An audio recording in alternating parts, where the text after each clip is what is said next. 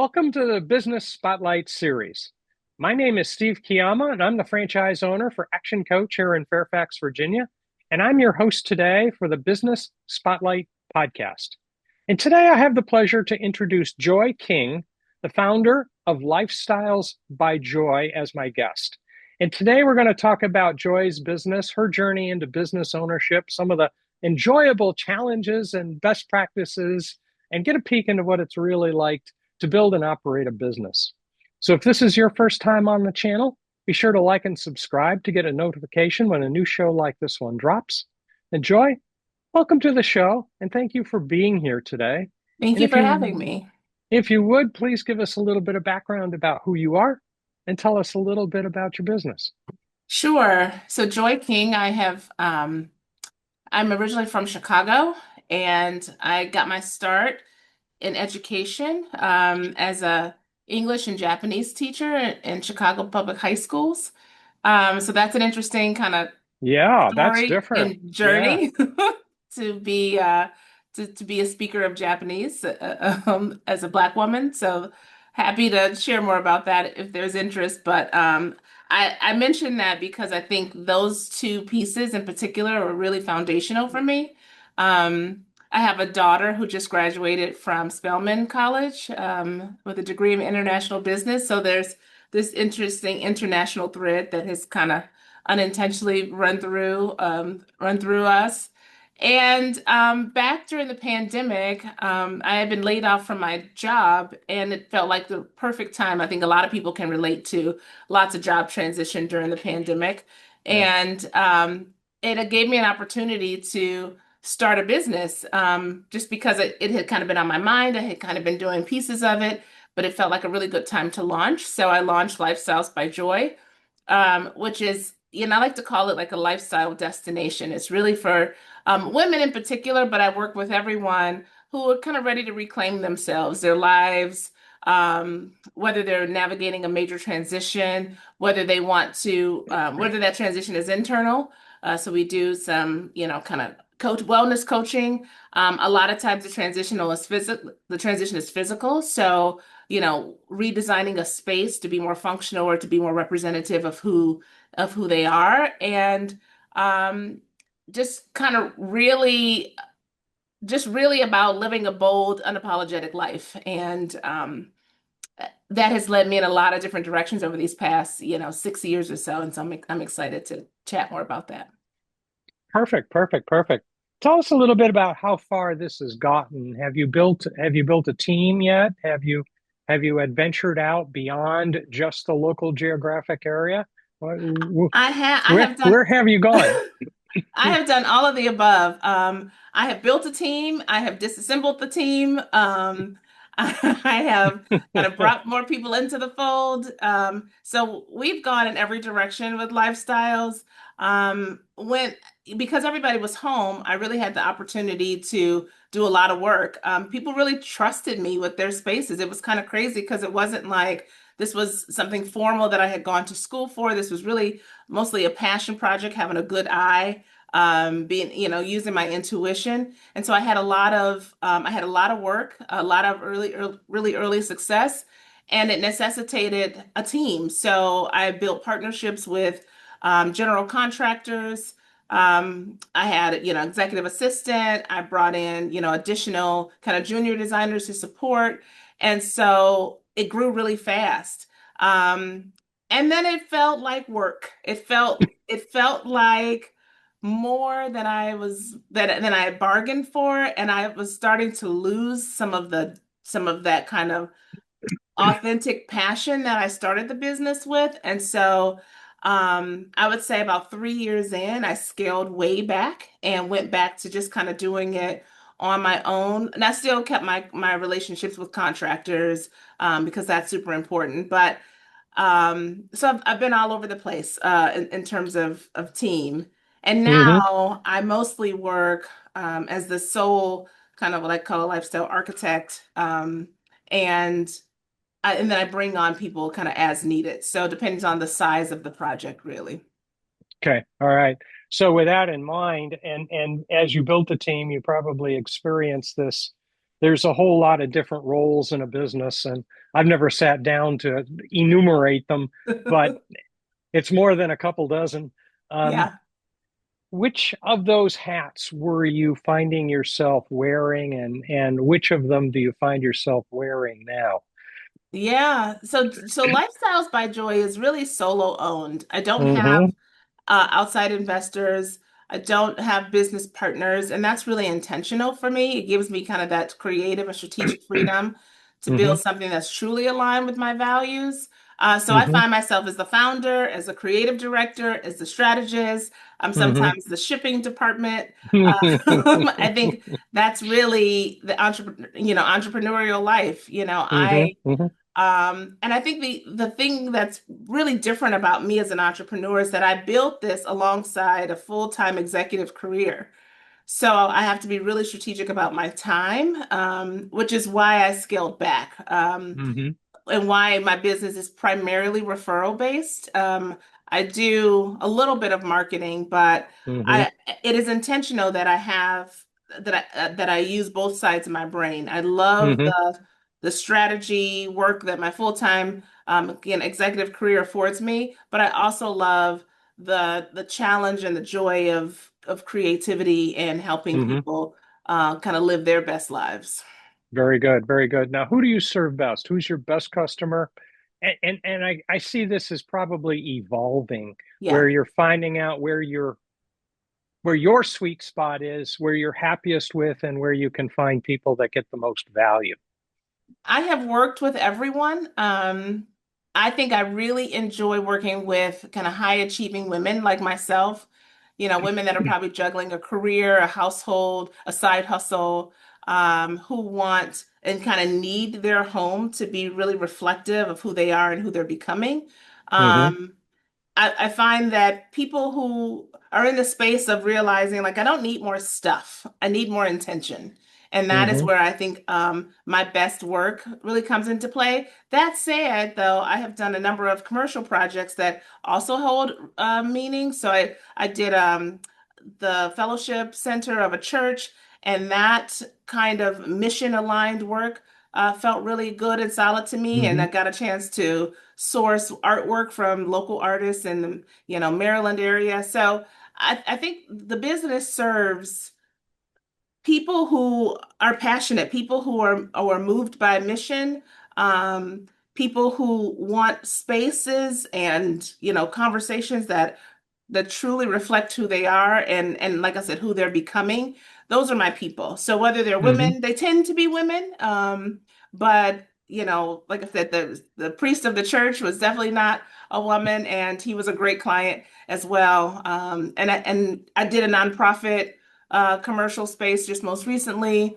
So again, you'll find the thread kind of throughout is that there's Mm-hmm. a mission focus there, there's a passion there, and those are the Okay. people that I enjoy working with the most. Awesome, awesome, awesome. Let's talk a little bit about what makes you unique Mhm. in the world of consultants and coaches out Yeah, there. What makes you? Why would somebody come specifically to you?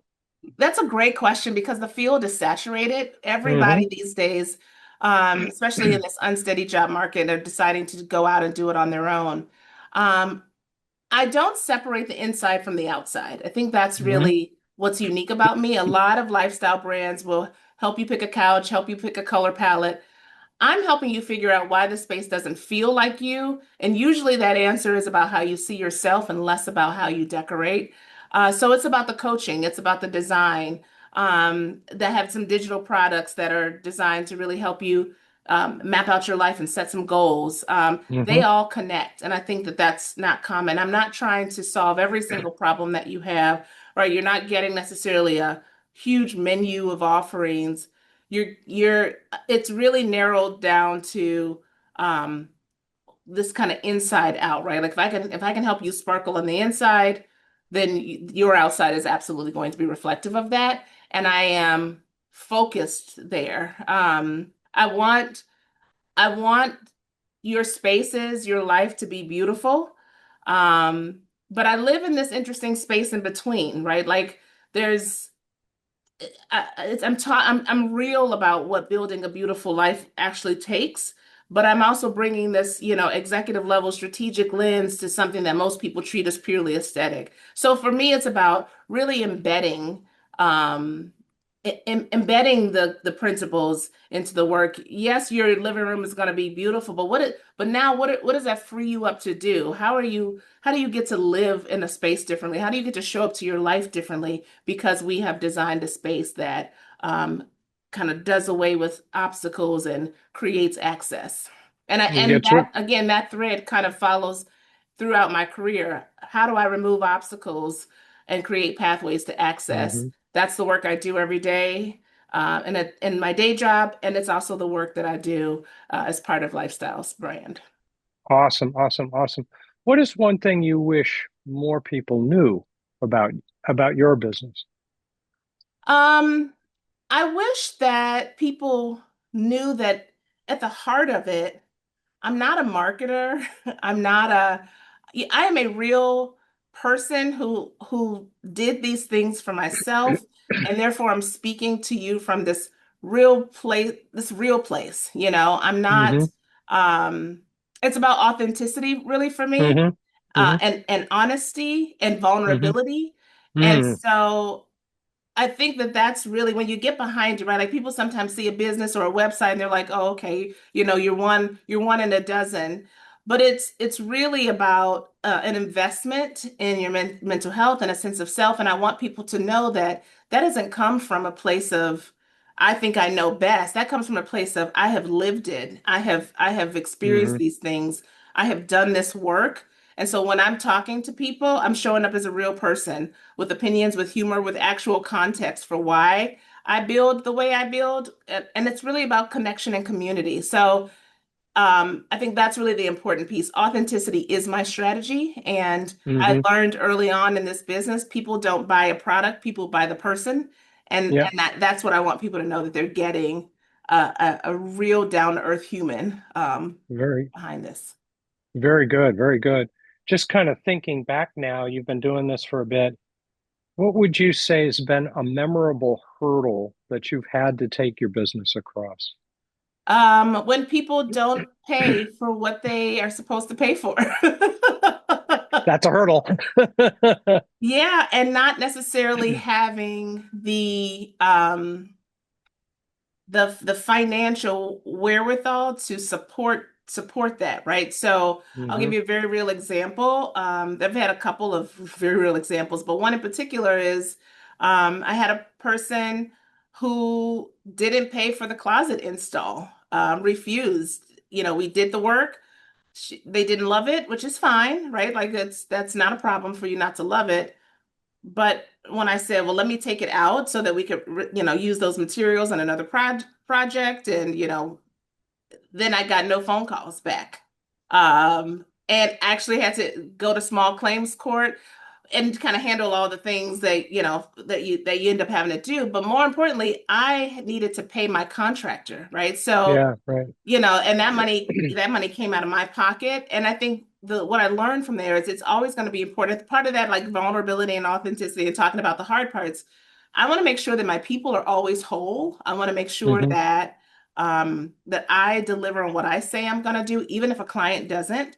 And so that was pretty significant. That was a financial hit that I took in service to the business. But I also think about this idea of doing two things, right? Like a demanding executive role and building a brand, there's been real pressure for me to pick a lane.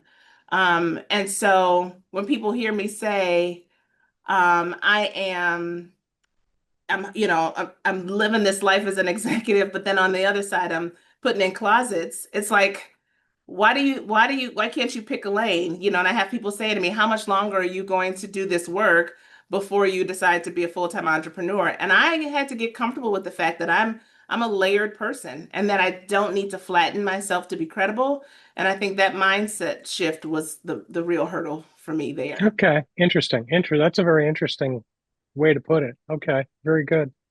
Looking ahead, where do you want to take this business over the next 5 to 10 years? Yeah, it's a great question. So I really am building toward Lifestyles by Joy becoming kind of this full lifestyle platform. So think coaching, think digital products, think design services, community media. I want to launch a podcast on my birthday this year. Um, there's also this membership community that I'm envisioning. Kind of the luminaries. What does it mean to be a community of bold women or people who want to live bigger, bolder, and beautifully? So I really am thinking about this as again as I call myself a lifestyle architect. What does it mean to share this with community and to bring more people into the fold, not necessarily as business partners, but people who are also kind of either doing these things for themselves or doing them for other people. And so really wanting to branch out and also, to do this with humor. You asked me, what do I want people to see about me? There's a everyday, really funny person here. And I know it's weird to call your own self funny, but I say to my friends whenever they get in the car with me, I'm like, prepare yourself for an adventure because something always happens. And I just love the everyday adventure that life is and want to talk about it. So the podcast isn't really going to be about giving strategies or, really the work of lifestyles. It's more about getting to know the human behind the Hmm. work and reminding people that are also building businesses and doing really important things that they too are human and they too deserve a little bit of whimsy and adventure. And I want the podcast to be reflective of that. Well, that's an awesome lead in to a question. What is this venture doing for you? What do you want it to do for you as you're going forward? What's the personal um, goal out of this? Um, I want to, I think that so much of my career has been, I like to consider like myself a Wizard of Oz. It's this kind of behind the scenes infrastructure builder, right? Like, Hmm. and I love that work. I love everything about it.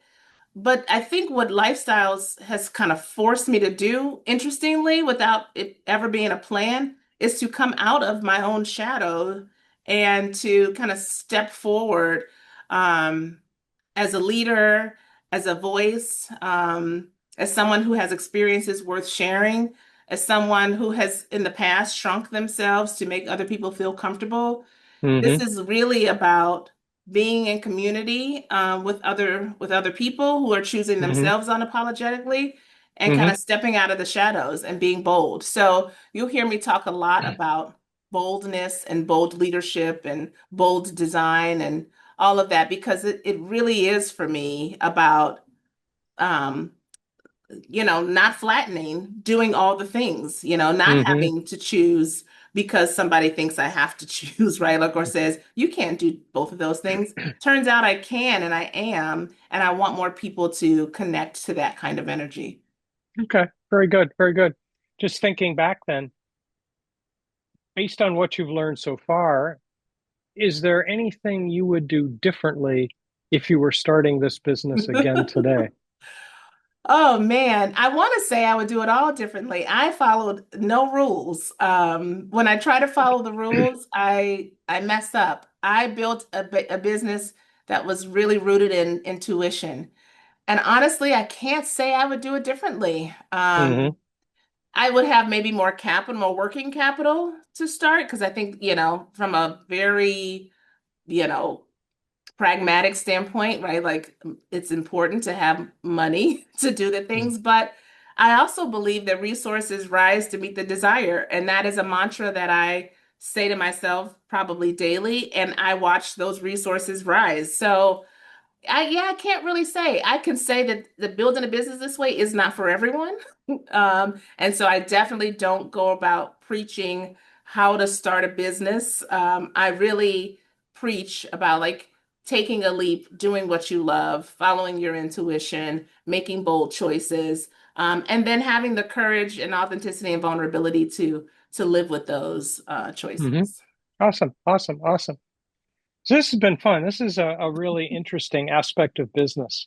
Um, I think there's a message here. What do you want from your business? Why do Mm. you have this business? And there can be a whole laundry list of Yeah. different kinds of reasons, but doing it from the heart of the reasons is probably the Yeah. core key, the core key to this. Good. It really is. It feels like I have to, if that makes sense. Like, and Hmm. I know I don't have to, but when I don't do it, when I don't talk about it, it feels like something is missing. And Hmm. it just also fuels everything else, how I Hmm. show up to work in my job as a chief.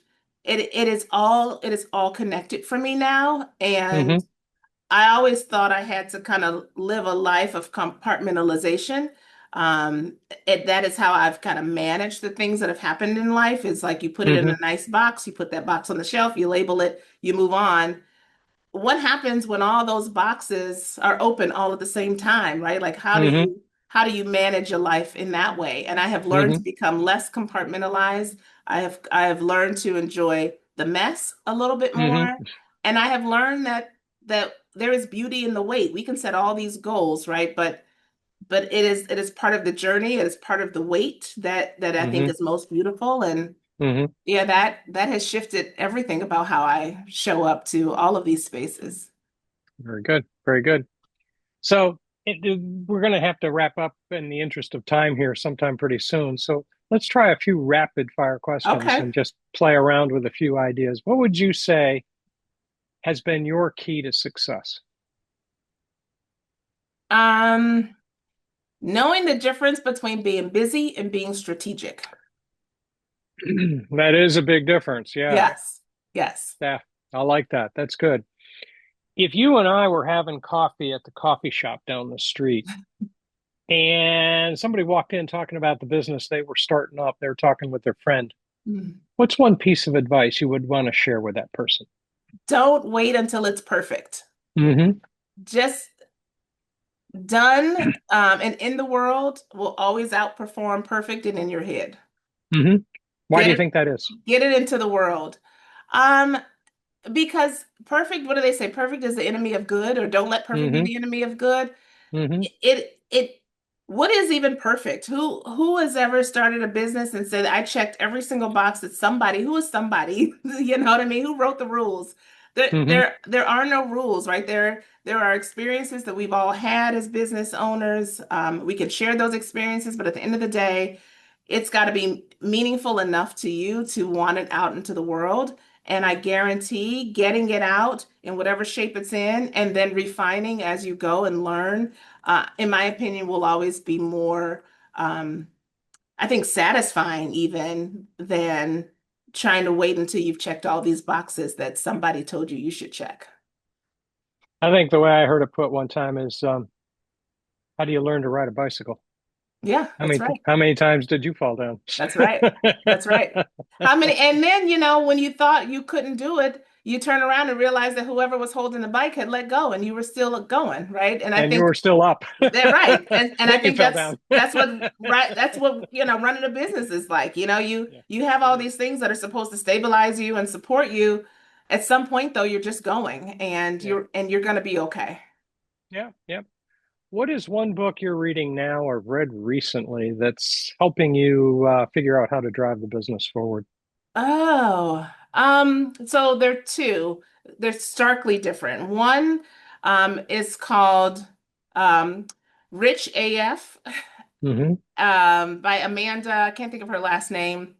And it is about how we kind of use the art of manifestation to bring forth our financial goals. It's pretty controversial if you are not really into kind of manifestation and intuition and or Hmm. you think there's a blueprint. So I love it because Hmm. it goes against the grain.